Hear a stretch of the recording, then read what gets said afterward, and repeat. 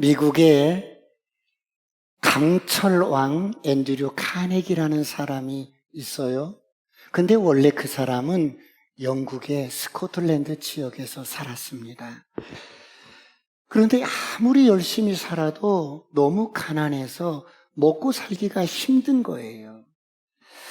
그래서 기회의 땅인 미국으로 이민을 가기로 결정을 했어요. 미국으로 건너가려고 하는데 이제 여비가 없는 거예요. 아무리 이렇게 노력을 해도 여비를 마련할 기회가 또 길이 없는 거예요. 그래서 고민하고 있는데 이런 딱한 사정을 듣고 이웃의 핸더슨 부인이라는 사람이 200파운드를 이렇게 빌려줍니다. 그냥 돈을 이렇게 빌려주는 거예요. 언제 돌려받을 보장도 없고 더군다나 먼 나라로 떠나는 이 가정을 그냥 믿고 적지 않은 돈을 이렇게 빌려줍니다. 카네기 가족은 너무나 고맙고 감동이 되어서 이렇게 말을 합니다. 부인, 고맙습니다. 제가 이 은혜를 결코 잊지 않겠습니다.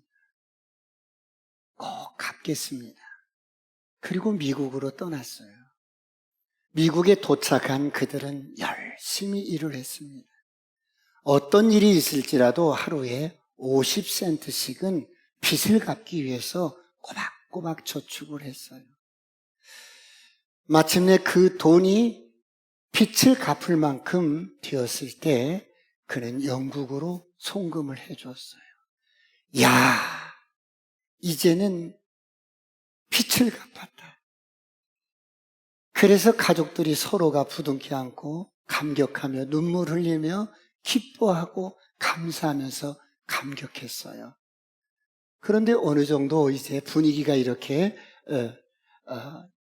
업되었을 때 가족들이 한마디씩 하는데 카네기에게 또 한마디를 이렇게 이야기하라고 합니다. 그러자 카네기가 이렇게 이야기합니다.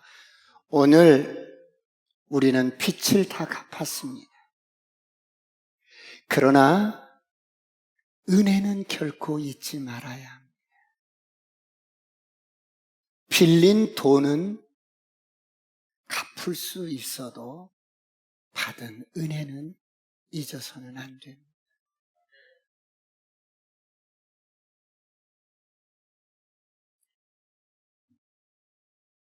이것이 예수 믿는 카네기의 인격이었고 삶의 태도였습니다. 사랑하는 성도 여러분, 오늘 저와 여러분은 어떻습니까? 사람과의 관계도 단순히 수단으로 여기며 삽니다. 빚 갚으면 끝나는 거 아니야? 그런가 하면 하나님과의 관계도 수단으로만 여길 때가 있습니다. 그래서 내 육신의 필요를 위해서, 내 육신의 유익을 위해서 사람도 이용하고 하나님도 이용합니다. 어떤 사람이 병원에 가서 진단을 받아보니까 불치의 병에 걸렸대요. 그래서 너무 놀란 거야. 그래서 하나님 앞에, 하나님, 나를 살려주시면, 이 병을 고쳐주시면 내가 일생을 주님 앞에 헌신하면서 주의 영광 위에 살겠습니다. 도와주세요. 고쳐주세요. 막 그렇게 기도했어요. 그런데 그 다음에 검진을 갔더니 오진이었대. 그래서 여러분 이런 책이 있어요. 하마터면 열심히 일할 뻔했네. 하마터면 내가 주님 앞에 헌신해서 열심히 일할 뻔했어. 하마터면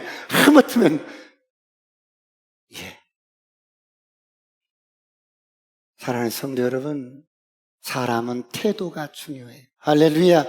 하나님 앞에서 여러분 은혜를 잊지 말며 사시길 축원합니다. 사람은 은혜를 잊지 않는 태도가 중요합니다. 그래서 여러분의 성공의 고도는 여러분의 달란트가 결정해 주는 게 아니고, 여러분의 어떤 은사가 결정해 주는 것이 아니고, 여러분의 재능이 결정해 주는 게 아니고, 여러분이 하나님 앞에 사는 삶의 태도가 여러분의 성공의 고도를 결정하는 거예요.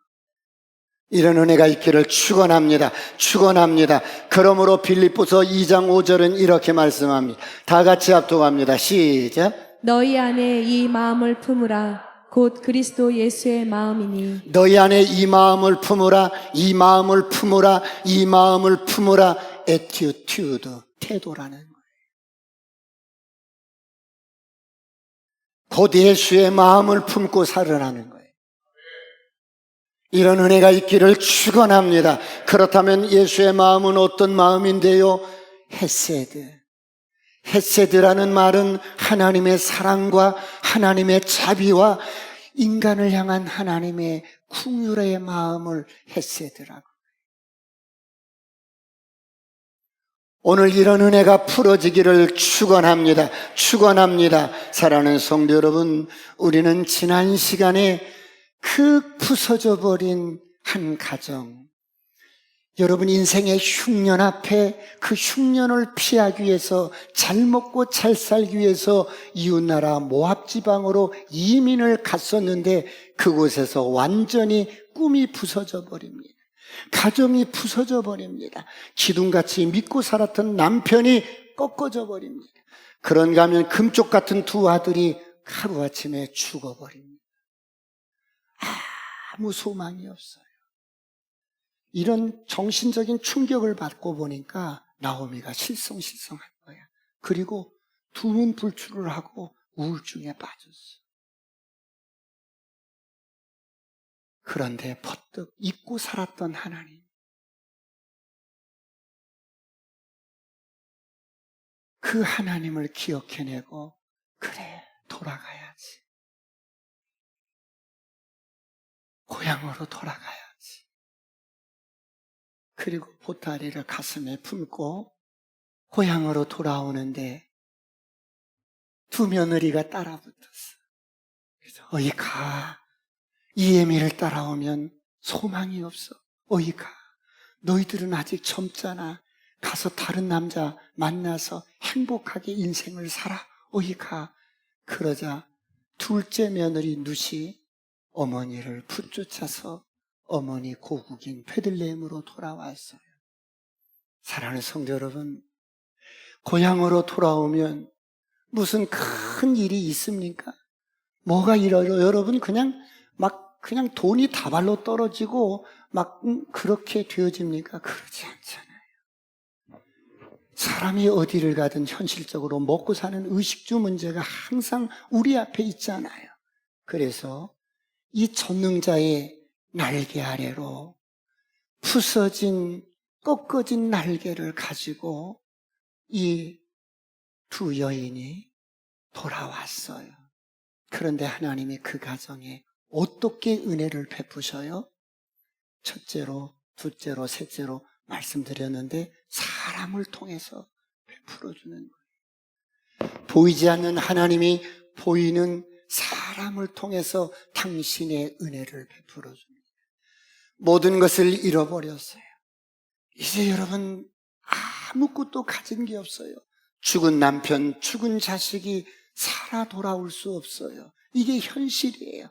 그래서 꺾어진 날개를 갖고 부서져 버린 인생 베들레헴으로 돌아온 나오미 가정에 현실적으로 하나님께서 보리 추수 이삭을 줍게 하는데, 그곳에서 우연히 유력한 보아스를 만나게 합니다. 사람이 마음으로 계획할지라도 그 걸음을 인도하시는 이는 여호와 하나님이시라. 할렐루야.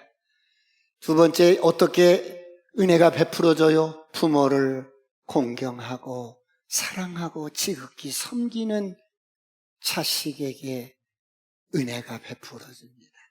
사실 여러분, 룻이라는 여인이 아무것도 없는 시모를 지극히 봉양하고 효도를 합니다. 인간적인 계산 없이 사랑으로 잘 섬깁니다.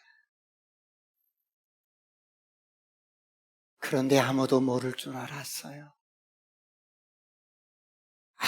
아무도 모르는 이런 시부모와의 관계 속에서 그렇게 섬겼던 것, 공양했던 것을 하나님이 아시고 내가 너에게 복 주기를 원한다. 할렐루야. 여러분, 부모와 자식 간의 관계는 보이지 않는 하나님이 보이는 하나님으로 우리에게 주신 분이 부모님이죠. 그래서 모든 관계의 첫 단추가 부모와 자식과의 관계예요. 저를 보세요. 이 첫 단추를 잘못 끼면 이 양복이 아무리 괜찮은 양복일지라도 이게 굳이 구겨지는 거예요. 인생이 이렇게 되는 거예요. 이거 여러분 아무리 비싼 양복이라 할지라도 첫 단추를 잘못 끼면 품새가 나지 않는 거예요. 인생의 삶이 그런 거예요. 부모를 잘 섬기시길 축원합니다. 축원합니다. 그런데 보니까 부모를 잘 섬기는 것뿐만 아니라 그게 전부가 아니라 이 이방 여인의 룻이라는 이 여인이 가만히 보니까 그 믿음의 중심에 하나님을 믿는 여호와를 믿고 싶어하는 갈망하는 중심이 있었더라 이 말이에요. 그래서 전능자의 날개 아래 보호받고 싶어서 시모를 따라서 베들레헴까지 왔더라는 거예요. 하나님이 그것을 아시고 하나님의 은혜가 막 쏟아집니다. 여러분, 아무도 모르는 줄 알았어요. 시모도 모르는 줄 알았어. 그런데 내 마음속 깊은 곳에 그 살아계신 전능자, 그 하나님, 그 은혜의 날개 아래 척박한 인생, 불쌍한 인생을 보호받고 싶어서 찾아온 줄은 아무도 몰랐던 거예요. 그런데 보아스가 그것을 알고 따라 내가 너를 안다. 오늘 말씀 룻기서 2장 11절부터 13절까지 쭉 한번 읽어보겠습니다. 시작.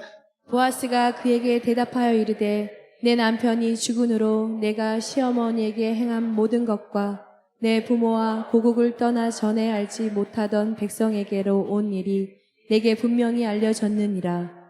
여호와께서 내가 행한 일에 보답하시기를 원하며 이스라엘 하나님 여호와께서 그의 날개 아래에 보호를 받으러 온 내게 온전한 상 주시기를 원하노라 하는지라.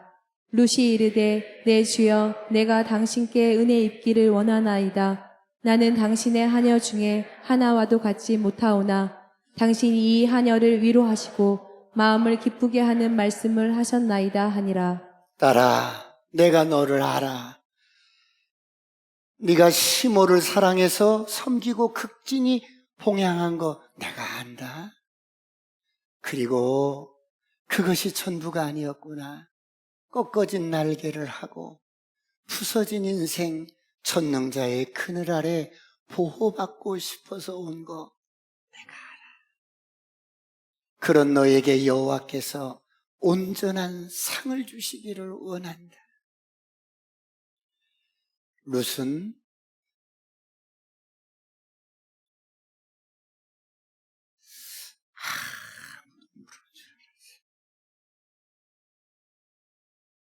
내 마음을 아무도 모르는 줄 알았어. 보아스의 이런 말 한마디가 너무나 위로가 되는 거야. 내 주여, 내가 당신께 은혜 입기를 원합니다. 나는 당신의 하녀 중에 하나와도 같지 못한 인생인데, 비천한 계집종인데 이 하녀를 위로하시고 내 마음을 기쁘게 하는 말을 하셨나이다. 나는 몰랐어요. 나는 몰랐습니다. 아무도 모르는 줄 알았습니다. 아무도 모르는 줄 알았습니다. 그런데 하나님이 내 마음을 아셨군요. 하나님의 사랑과 하나님의 은혜가, 하나님이 멈추지 않고 부어주시는 헤세드의 그 은혜가 오늘 또 쏟아지고 있군요. 사랑하는 성도 여러분, 우리가 험한 인생을 살아가면서 세상을 살아가면서 누군가가 한 사람만 내 편이 되어준다면 나는 절망하지 않고 나는 다시 일어설 수 있어요. 할렐루야. 누군가가 한 사람만 내 마음을 받아주고 나를 공감해주고 나를 인정해주고 나를 위로해주고 나를 알아준다면 나는 극단적인 선택을 하지 않을 수 있어요. 나는 우울증에 빠지지 않을 수 있단 말이에요. 나는 좌절하지 않을 수 있단 말이에요.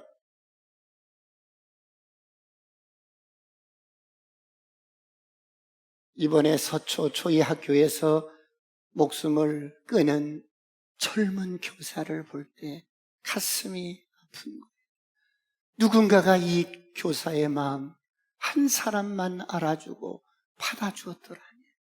누군가가 공감해주고 누군가가 들어주고 누군가가 위로해 주었다면 그런 극단적인 선택은 하지 않았을 거예요.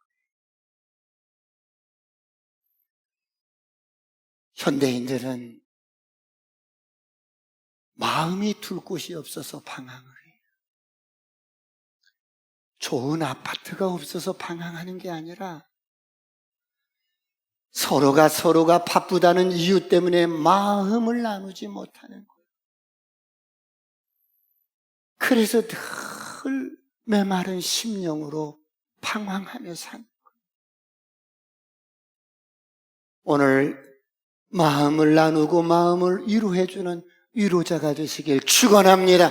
하나님이 우리를 향한 끝없이 부어주시는 헤세드의 사랑이 오늘 저와 여러분의 가슴에 차고 넘치기를 축원합니다.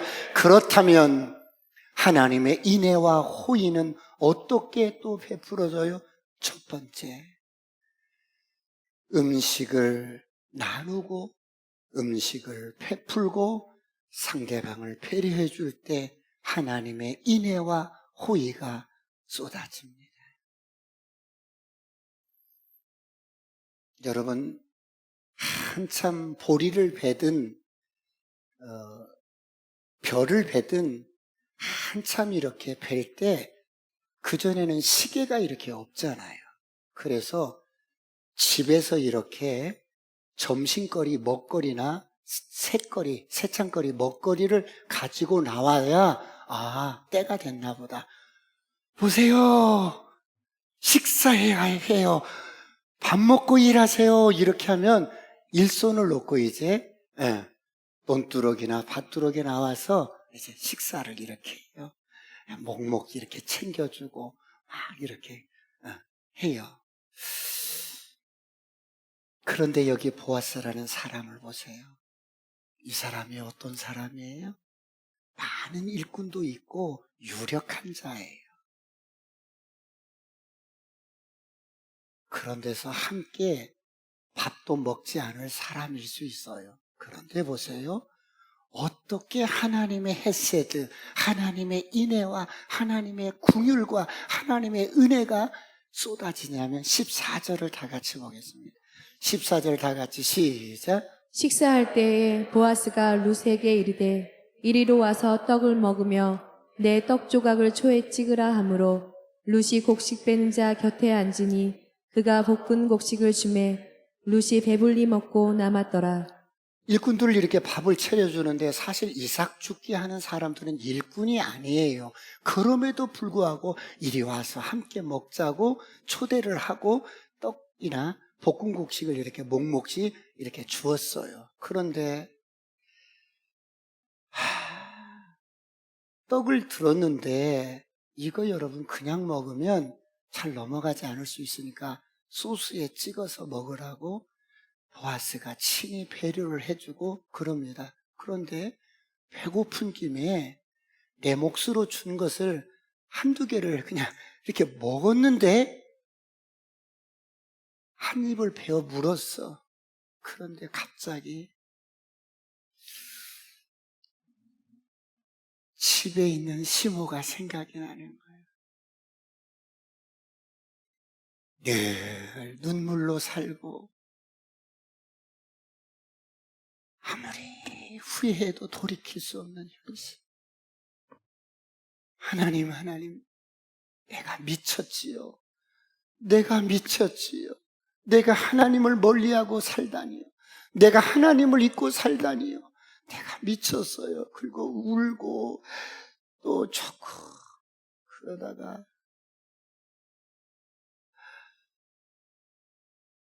아들 이름을 부르고 문 열고 들어오는 것 같아서 어떤 때는 그냥 나가보기도 하고 아니었나? 내가 잘못 들었나?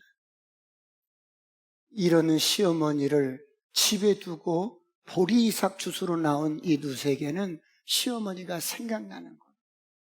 그래서 그 떡 조각을 다 먹지 않고 이것을 챙기는 거예요. 아유, 먹어. 배불리 먹었어요.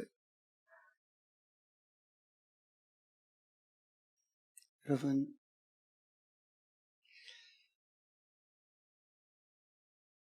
우리가 어디서 놀다가도 아름다운 과일을 하나를 이렇게 얻게 되면 이걸 그냥 먹을 수도 있어. 그냥 삼켜버릴 수도 있어. 그런데 이거를 먹으려 하다가 집에 계신 우리 부모님 갖다 드려야지. 그리고 가슴에 품고 와.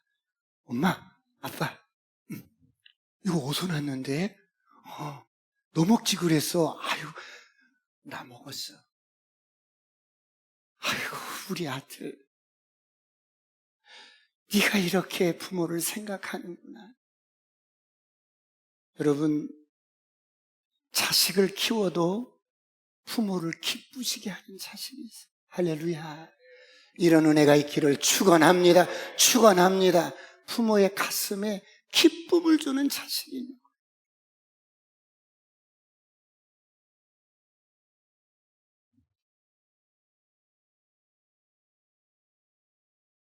식사 후에 무슨 챙겨놓은 게 있어. 그거 다 먹어도 사실 내 양이 안 차는데 그것을 이렇게 떼어서 챙겨놓고, 그런데 보아스가 일꾼들에게 이렇게 또 명령을 하는 거예요. 15절, 16절 오늘 본문 다 같이 합독합니다. 시작. 룻이 이삭을 주우러 일어날 때에 보아스가 자기 소년들에게 명령하여 이르되 그에게 곡식 사이에서 죽게 하고 책망하지 말며 또 그를 위하여 곡식 다발에서 조금씩 뽑아 버려서 그에게 죽게 하고 꾸짖지 말라 하니라. 얘들아, 잘 들어. 저 룻이라는 소녀를 위해서 다발에서 이삭을 조금씩 뽑아서 마치 흘린 것처럼 흘려놓거라. 절대 그녀를 꾸짖지 말고, 여러분, 아무것도 없이 부서져 버리고 깨어져 버린 이 한 인생을 하나님의 전능자의 그늘 아래 보호받으러 온 인생을 여러분 박대하지 않고 하나님의 헤세드, 인애와 호의를 베풀어주는 보아스를 보세요. 왜 이렇게 이야기를 했을까요? 이삭을 줍는데 일꾼들이 이렇게 보리를 베어서 단을 이렇게 묶어서 세워놓으면 이삭 줍는 것이 신통치 않아서 이 단에 묶은 거 손을 댈 수가 있어요. 그렇죠? 이렇게 손을 대면 저거 도둑질이야, 남의 것을 손대는 거야, 절도야, 이렇게 하면 그 사람이 동네에 소문날 수 있어. 그러니까 그거 손대지 않고 일꾼들이 단을 세울 때 몇 가지 뽑아가지고 이삭처럼 흘려놓으라는 거예요. 여러분, 이렇게 배려를 하는 거예요. 하나님의 사람은 이렇게 호의를 베푸는 거예요.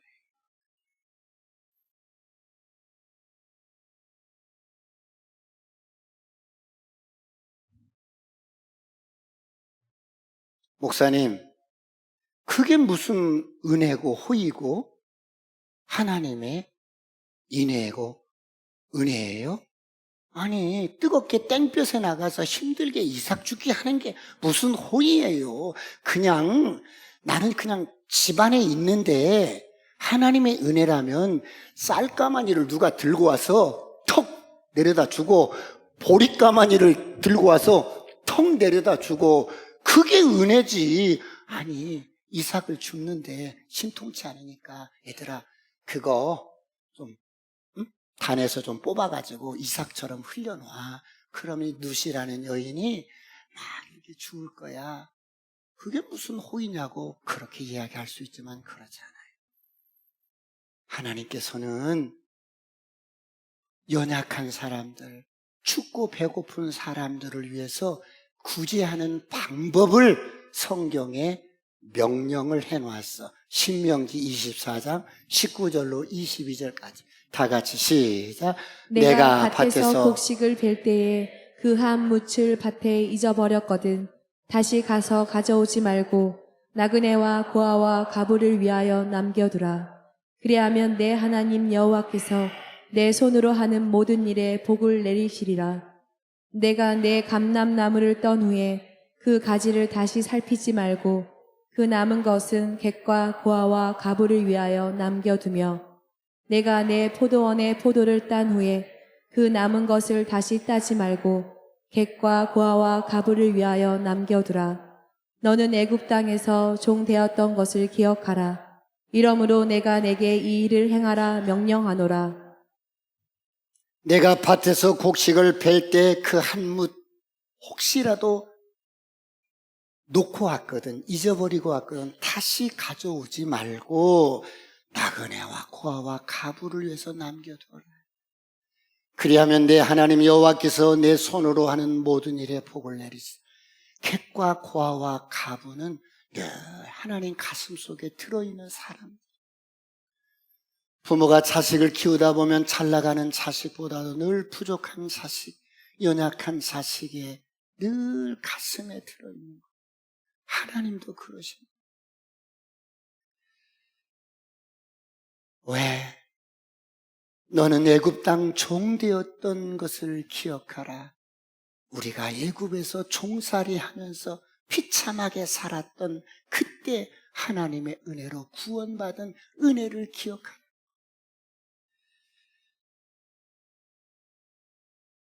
그러면 여러분, 가난한 자가 밭에 가서 이삭 죽게 하는 행위는 하나님의 명령에 말씀에 따른 행위예요.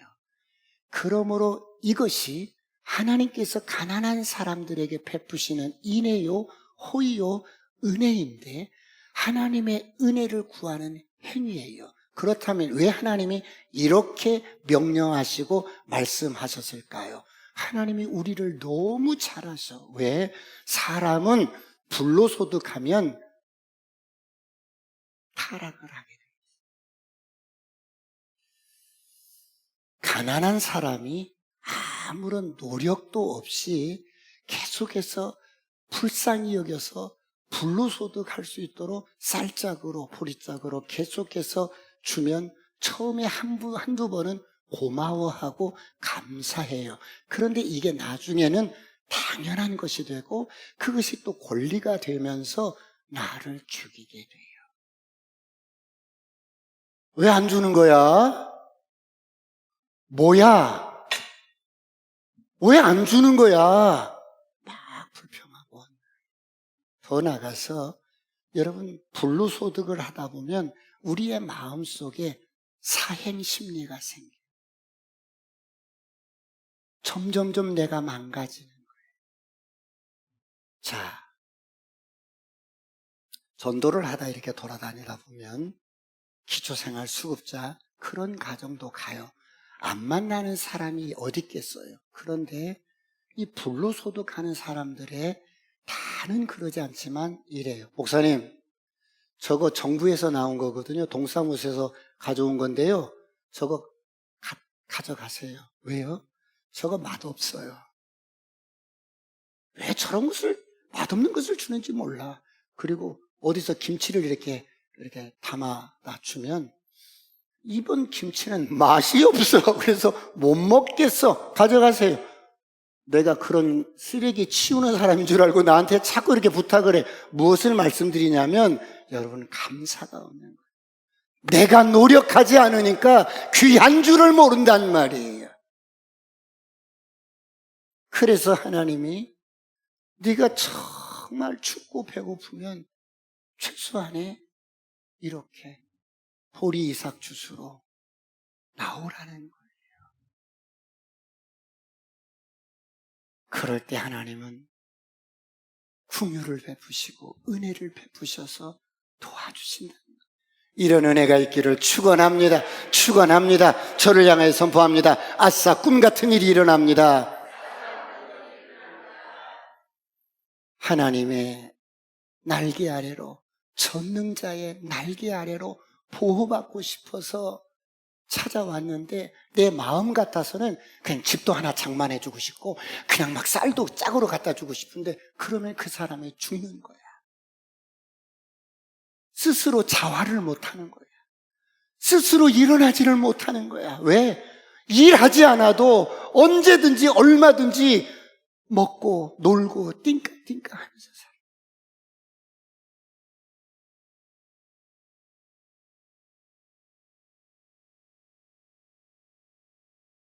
오늘 보아스는 룻에게 하나님의 은혜로 인생을 잘 살아갈 수 있도록, 자활할 수 있도록 힘을 길러주는 거예요. 이런 은혜가 있기를 축원합니다. 그러면서 여러분, 식탁에 초대했다는 말은 여러분,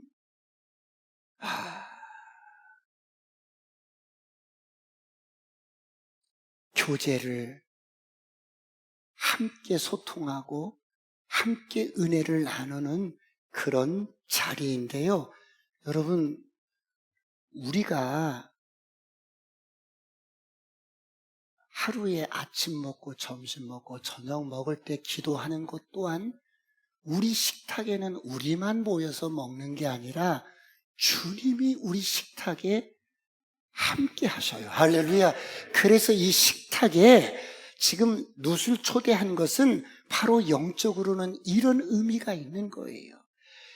그래서 우리는 항상 주님과 더불어서 먹고 마시는 그런 은혜가 저와 여러분의 가정에 있기를 축원합니다. 계시록 3장 20절에 이렇게 말씀해요. 다 같이 한번 합독합니다. 다 같이 시작. 볼지어다 내가 문 밖에 서서 두드리노니 누구든지 내 음성을 듣고 문을 열면 내가 그에게로 들어가 그와 더불어 먹고 그는 나와 더불어 먹으리라. 먹는 것이 목적이 아니라 우리가 식탁을 이렇게 하고 우리가 셀 모임을 하거나 여러분 우리 어떤 모임 속에서 밥을 함께 먹는다는 거, 개인적으로 함께 먹을 수도 있고 이럴 때는 먹는 음식이 목적이 아니라 음식도 먹지만 그 사람과 깊은 교제가 나누어지는 시간이에요. 할렐루야. 그래서 주님이 오늘 우리를 식탁에 초대하고 그 식탁을 통해서 주님과 더불어서 좋은 교제들을 나누기를 원해요. 이게 식탁의 문화가 되어야 돼요. 이런 은혜가 있기를 축원합니다. 그래서 우리가 이런 식탁이 나눔이요, 하나님의 은혜를 경험할 수 있는 장소임에도 불구하고 우리는 어떻게 해요? 먹는 것을 목적으로 두다 보니까 막 먹기만 하고 다 먹고 끝나면 벌떡 일어나서 가야지. 그러고 이 교제가 없는 거야. 마음이 나눠지지가 않는 거야. 저 사람의 속마음이 뭔지를 모르는 거야. 식탁을 아무리 오래 해도 아무리 같이 밥을 먹고 살아도 너는 너고 나는 나고 마음이 나눠지지가 않는 거야.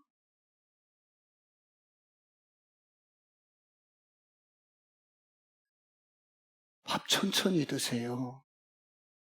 아니요, 바빠요. 그리고 밥 먹고는 벌떡 일어나. 어디 가세요? 일하러 가야 된대. 유대인들은 항상 식탁에 주님이 함께 하죠. 할렐루야. 주님과 함께 먹고 마시기 때문에 이들은 이런 이야기, 저런 이야기 밥을 먹으면서 교제를 하기 때문에 이들은 후식, 디저트 문화가 발달돼서 세계 모든 라스빈나 무슨 아이스크림 있잖아요. 이런 것들 저런 것들 다 디저트 문화는 유대인들이 잡고 있어요. 큰 기업들을 이루어버려요.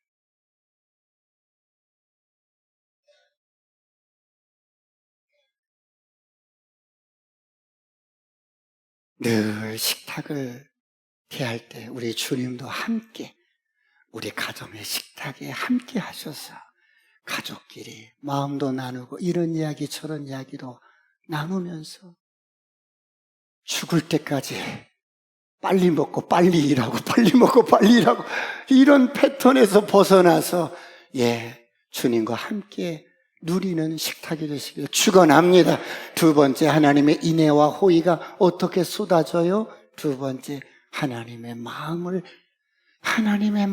가진 자들을 통해서 쏟아지는 거예요.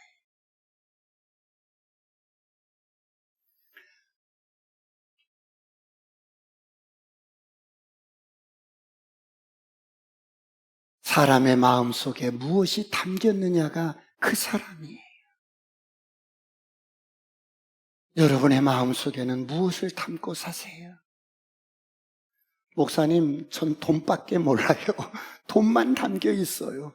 그럴 수 있어요. 그런데 여러분의 마음에 무엇이 담겨 있나요? 하나님의 은혜와 하나님의 사랑과 평생 갚을 수 없는 하나님의 인자하심과 그분의 긍휼하심이 우리의 마음에 담겨 있으면 좋겠어요. 그래야 이런 사람을 통해서 하나님의 호의가, 하나님의 은혜가, 하나님의 능력이, 때로는 하나님의 축복이 흘러가는 줄 믿으시기 바랍니다. 오늘 본문 17절, 18절, 19절을 보겠습니다. 다 같이 시작. 룻이 밭에서 저녁까지 줍고 그 주운 것을 떠니 보리가 한 에바쯤 되는지라. 그것을 가지고 성읍에 들어가서 시어머니에게 그 주운 것을 보이고 그가 배불리 먹고 남긴 것을 내어 시어머니에게 드리매 시어머니가 그에게 이르되 오늘 어디서 주었느냐 어디서 일을 하였느냐 너를 돌본 자에게 복이 있기를 원하노라 하니 룻이 누구에게서 일했는지를 시어머니에게 알게 하여 이르되 오늘 일하게 한 사람의 이름은 보아스니이다 하는지라. 여러분, 룻이 이제 이삭 죽기를 다 하고 다 이렇게 떨어보니까 한 에바쯤 되는 거예요. 한 에바라는 것은 이 시므하고 룻이 일주일 정도 먹을 수 있는 양이에요. 사실 여러분, 보리 한 주먹만 있어도 그거 시래기 넣고 팔팔 끓여서 한 끼를 먹을 수 있어. 그런데 한 에바는 참 부자가 된 듯한 느낌이야. 이 없고 불쌍하고 가난한 이 여인이 한 에바를 머리에 이고 집으로 돌아올 때 집에 돌아오자마자 한 에바를 내려놓고 품에 챙겨두었던 아까 먹거리로 나왔던 떡 조각과 보리, 볶은 보리를 시므에게 턱 내놓으면서 어머니 배고프셨지요? 어서 드세요.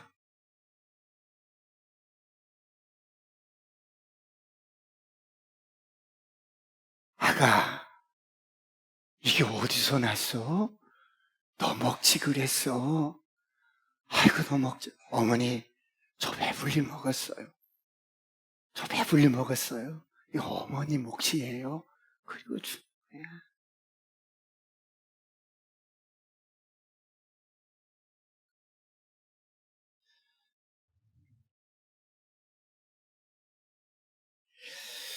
네가 내 생각나서 음식을 제대로 못 먹고 싸웠지. 내가 알아.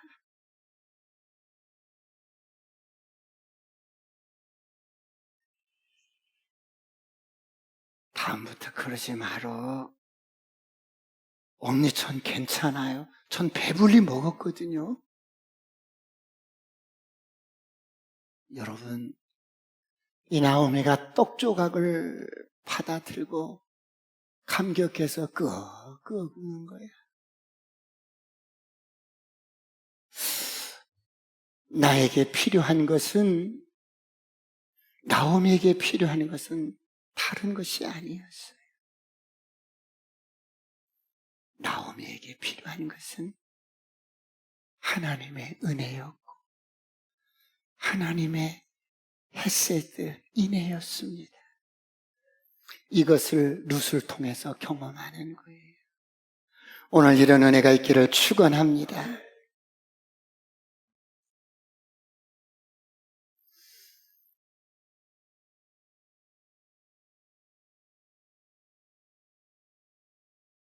그렇다면 여러분, 이렇게 깨어져 버리고 소망이 없는 가정에 끝없이 부어주시는 하나님의 헤세드 인애와 그 호의가 이렇게 끝없이 부어지는데, 그럼 오늘 저와 여러분은 어떻게 살아야 할까요?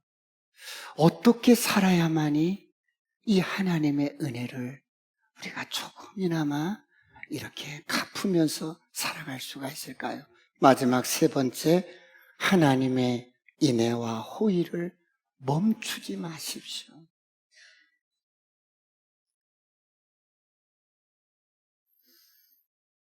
오늘 저와 여러분은 어떤 이유로든 간에 상관없이 우리가 이렇게 지금 잘 먹고 잘 살고 풍요 속에서 복된 삶을 살 수 있는 것은 하나님이 우리에게 베푸신 은혜의 결과예요. 할렐루야. 절대 여러분, 저가 어렸을 때부터도 마찬가지였지만 우리 민족은 유사시 이래로 가장 풍족하게 먹거리가 많고 잘 먹고 잘 사는 시대인데, 이 모든 것은 누가 뭔 말을 해도 하나님께서 우리 민족에게 베푸신 은혜의 결과입니다. 할렐루야. 그러므로 우리는 이런 하나님의 은혜를 잊지 말고 이런 하나님의 은혜를 베푸는데 멈추지 말아야 합니다. 오늘 본문 20절로 23절까지 있고, 다 같이 한번 20절 시작. 나오미가 자기 며느리에게 이르되 그가 여호와로부터 복받기를 원하노라.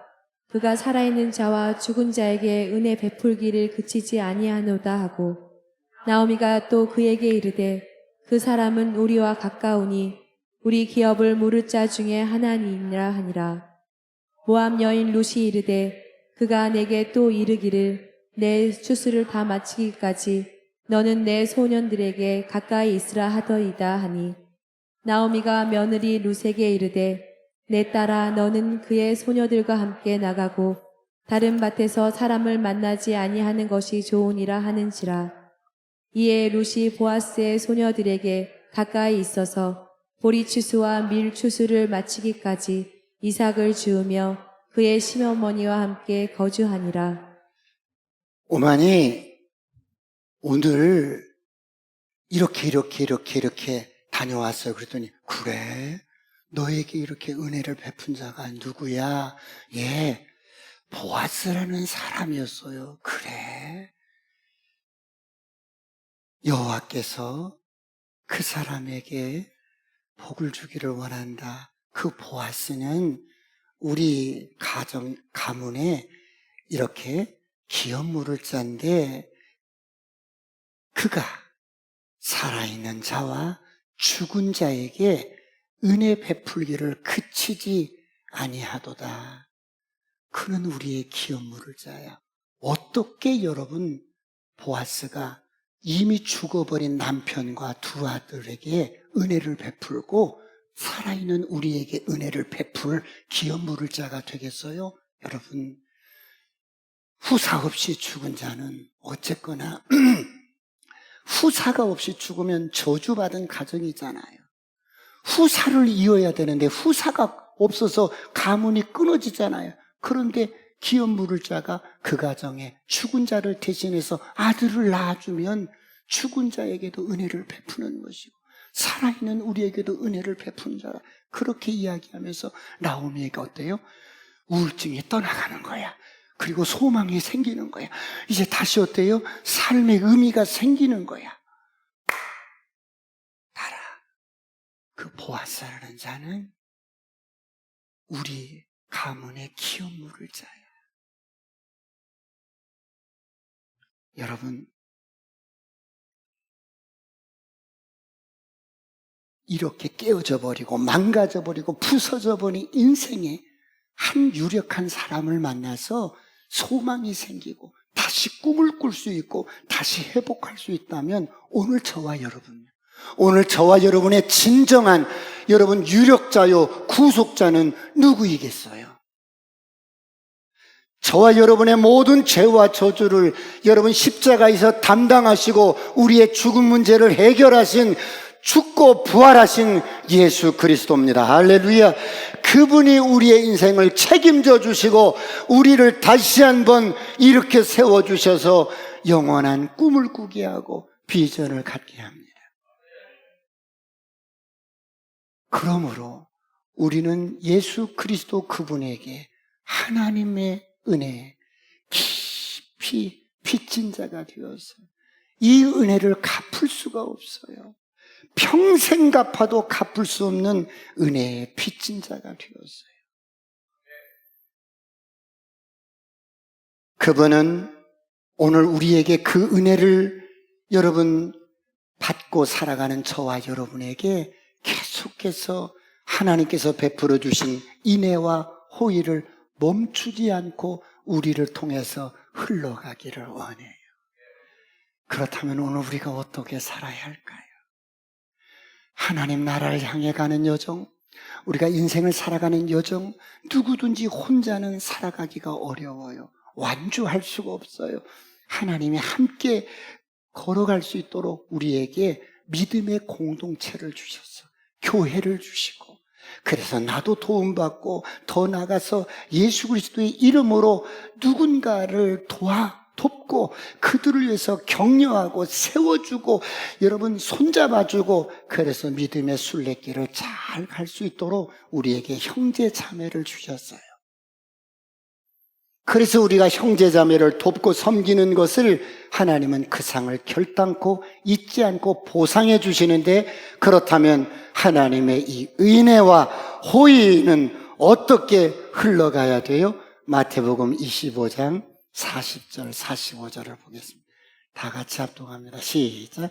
임금이 대답하여 이르시되 내가 진실로 너희에게 이르노니 너희가 여기 내 형제 중에 지극히 작은 자 하나에게 한 것이 곧 내게 한 것이니라 하시고, 또 왼편에 있는 자들에게 이르시되 저주를 받은 자들아 나를 떠나 마귀와 그 사자들을 위하여 예비된 영원한 불에 들어가라. 내가 줄일 때에 너희가 먹을 것을 주지 아니하였고 목마를 때에 마시게 하지 아니하였고 나그네 되었을 때에 영접하지 아니하였고 헐벗을 때에 옷 입히지 아니하였고 병들었을 때에 옥에 갇혔을 때에 돌보지 아니하였으니라 하시니, 그들도 대답하여 이르시되 주여 우리가 어느 때에 주께서 줄이신 것이나 목마르신 것이나 나그네 되신 것이나 헐벗으신 것이나 병드신 것이나 옥에 갇히신 것을 보고 공양하지 아니하더이까. 이에 임금이 대답하여 이르시되 내가 진실로 너희에게 이르노니 이 지극히 작은 자 하나에게 하지 아니한 것이 곧 내게 하지 아니한 것이니라 하시니리. 세상에서 가장 불쌍한 인생, 지극히 작은 자 하나에게 하지 아니한 것이 곧 내게 하지 아니한 것이라고 해요. 무엇을 말씀드리냐면 저를 보세요. 주님은 지극히 가난하고 불쌍한 지극히 가난한 자에게 하지 아니한 것이 내게 하지 아니한 것, 그들에게 한 것은 내게 한 것, 동일시로 여기고 있어요.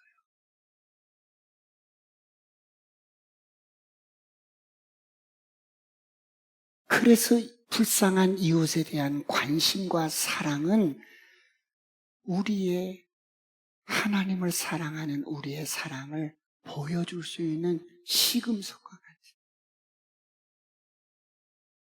그러므로 하나님의 인애와 호의가 멈추지 않고 우리를 통해서 흘러가기를 축원합니다. 축원합니다.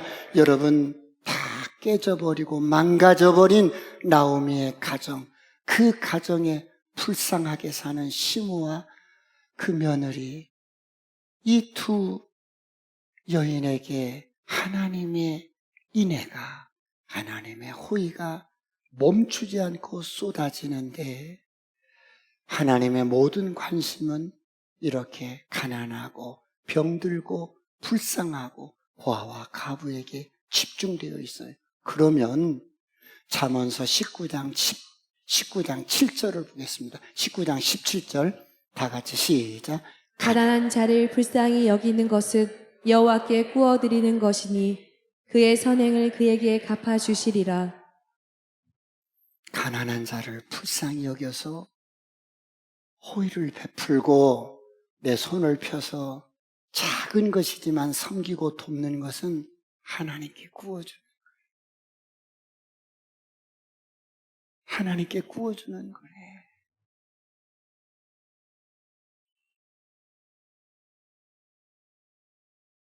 여러분, 하나님의 인애와 긍휼이, 하나님의 호의가 어떤 사람을 통해서 베풀어져요?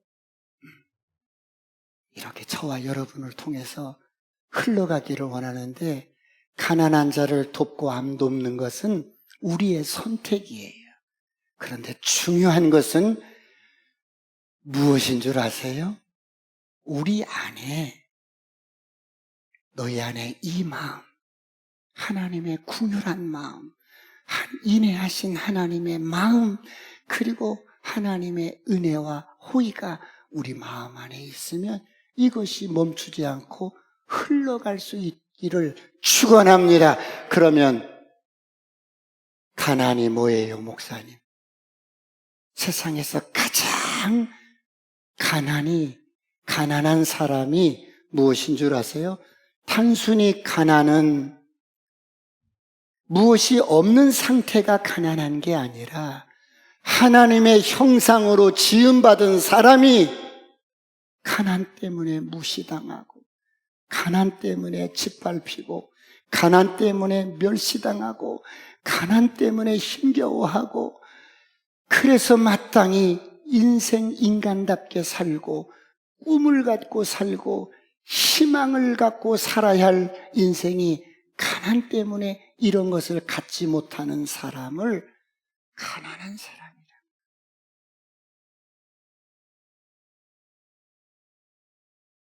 그런데 그런 사람 누군가가 손 내밀어주고 하나님의 호의를 베풀고 하나님의 인애를 베풀면 이런 사람들이 그 가난을 짓밟고 일어서서 꿈을 갖게 되고 소망을 갖게 되고 다시 한번 일어서게 되고 이런 은혜가 있기를 축원합니다. 그럼 목사님, 하나님이 본래부터 공평하게 가난한 사람 없게 만들면 되잖아요. 여러분, 하나님이 불공평한 것이 아니라 세상이 불공평한 것이지 하나님은 공평하신 분이에요. 할렐루야. 그러면 하나님이 공평하시다는 이유는 저를 보세요. 하나님이 다 잘 살게 하면 되잖아요. 다 잘 살게 하면. 하나님이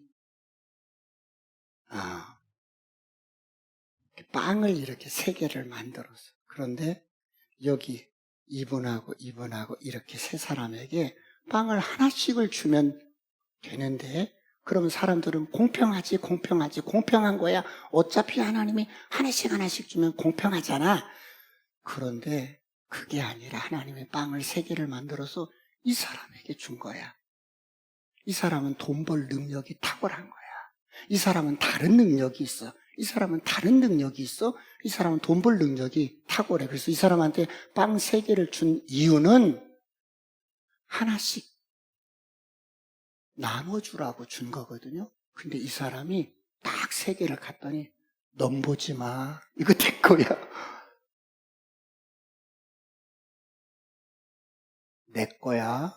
넘보지 마.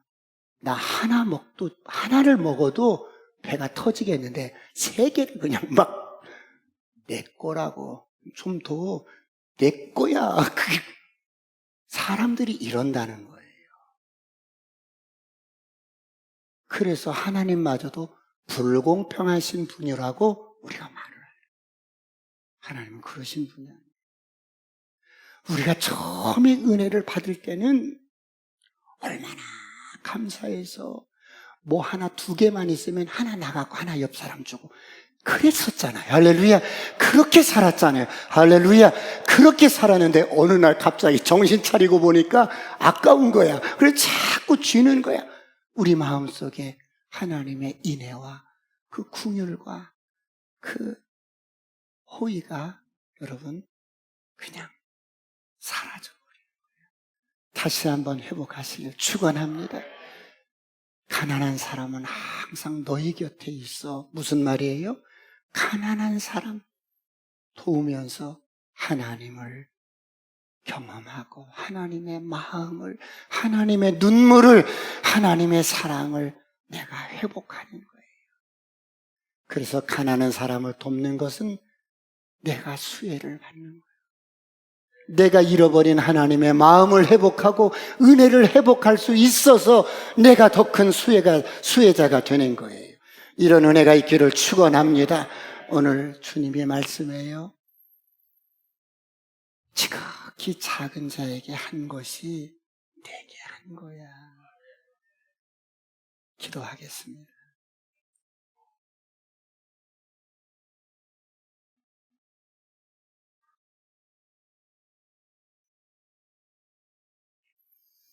하나님, 우리 마음에 하나님이 계셔서 늘 하나님이 우리를 그 인애와 호의를 베풀어서 끝없이 쏟아지고 복을 주시는 것처럼 우리 또한 그렇게 살게 하여 주시옵소서.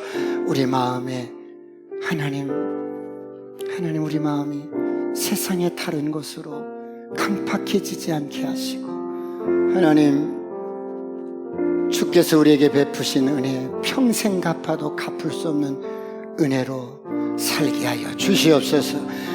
다 같이 한번 통성으로 주여 함창하시고 기도하시겠습니다.